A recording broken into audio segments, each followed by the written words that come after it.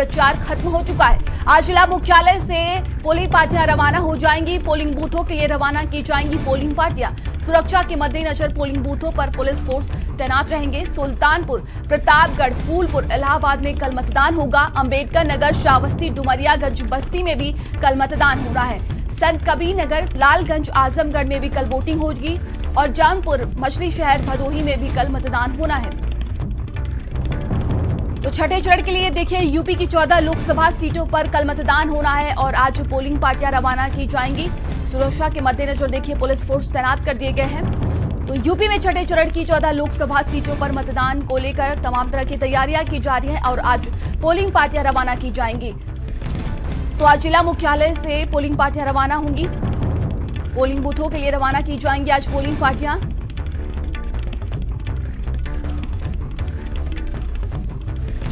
5 चरणों का मतदान संपन्न हो चुका है। अब बारी है छठे चरण के लिए और कल मतदान होना है। यूपी की 14 लोकसभा सीटों पर मतदान होगा कल और आज पोलिंग पार्टियां रवाना हो जाएंगी। तो देखिए जौनपुर, मछली शहर, भदोही में कल मतदान होना है और तमाम तरह की तैयारियां भी की जा रही हैं। सुरक्षा की बात की जाए तो पुख्ता इंतजाम किए जा रहे हैं और आज पोलिंग पार्टियां रवाना हो जाएंगी। लगातार राजनीतिक पार्टियां सभी प्रचार प्रसार में जुटी हुई हैं देखिए, और कल प्रचार प्रसार का आखिरी दिन था और आज पोलिंग पार्टियां रवाना हो जाएंगी। आपको बता दें कि कल मतदान होना है।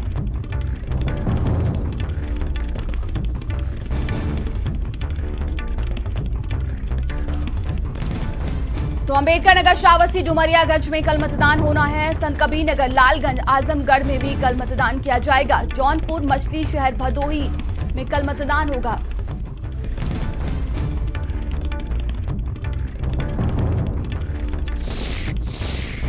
और सारा जानकारी के साथ संवाददाता संदीप हमारे साथ जुड़ गए। संदीप, देखिए आज पोलिंग पार्टियां रवाना की जाएंगी। कल यूपी के 14 लोकसभा सीटों पर मतदान होना है।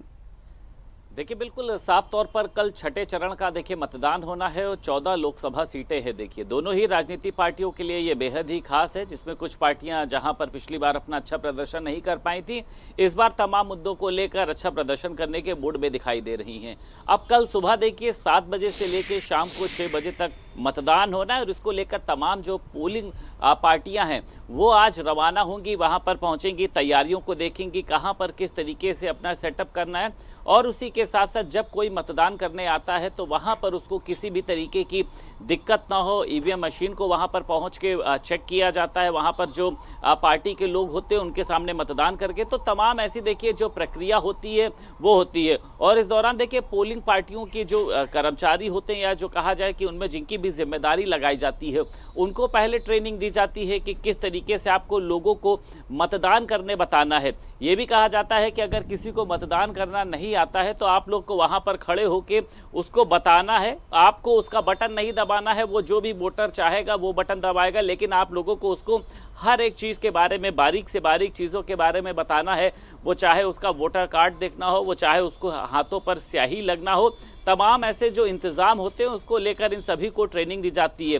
तो आज ये सभी यहाँ से रवाना होंगी और उसके बाद वहां पर कल पहुंचकर मतदान कराएंगी। मतदान को देखिए संपन्न होने के बाद ये सभी ईवीएम मशीन को सील किया जाएगा, वीवीपैट मशीन को सील किया जाएगा, फिर इसके बाद वहां से इनको स्ट्रांग रूम में जो रखने की प्रक्रिया है वो पूरी की जाती है। तो एक बड़ा प्रोसीजर है और मुझे लगता है कि देखिए पोलिंग जो पार्टियां हैं वो भी अपनी जिम्मेदारियों को बखूबी निभाती हैं। तो आज ये सभी मतदान जहां जहां पर भी, क्योंकि देखिए 14 लोकसभा सीटें हैं, सभी स्थल पर जहां जहां पर बूथ पॉइंट बनाए गए हैं वहां पर ये पहुंचेंगे, अपनी मशीनों का सेटअप किया जाएगा, इंस्टॉलेशन किया जाएगा और उसके बाद कल मतदान की प्रक्रिया को शुरू किया जाएगा।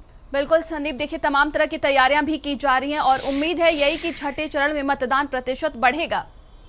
देखिए बिल्कुल इसके पहले का जो मतदान प्रतिशत की बात करी जाए वो तमाम राजनीतिक पार्टियों की देखिए उम्मीदों से बहुत ही कम रहा है।